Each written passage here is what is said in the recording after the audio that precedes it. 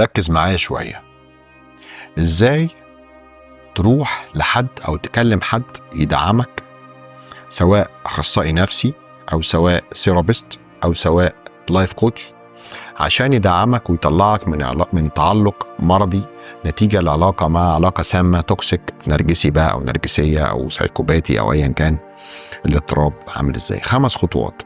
يعني لازم الثيرابي او الاخصائي النفسي او اللايف كوتش يستعمل معاك 5 خطوات، لو سواء بالتليفون او سواء عن طريق التواصل المباشر. ايه هم ال5 خطوات دول بالتحديد عشان ما يضحكش عليكم وانتوا بتتعالجوا؟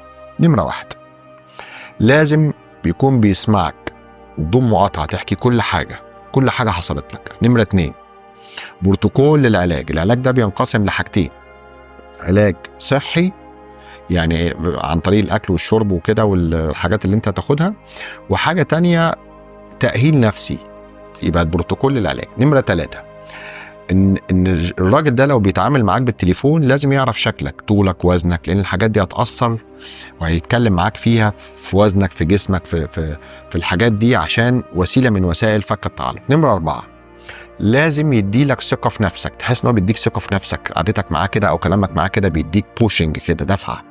نمرة 5، انه يقربك من ربنا سبحانه وتعالى ايا كان ديانتك، يقول لك روح الجامع، روح الكنيسة، سبح كذا، اعمل ترانيم كذا. هي دي ال5 خطوات. لو حد عمل معاكم كده يبقى كده ماشي معاكم مظبوط، لو حد ما عملش معاكم كده يبقى عنده مشكلة، وديها للي مستنيها.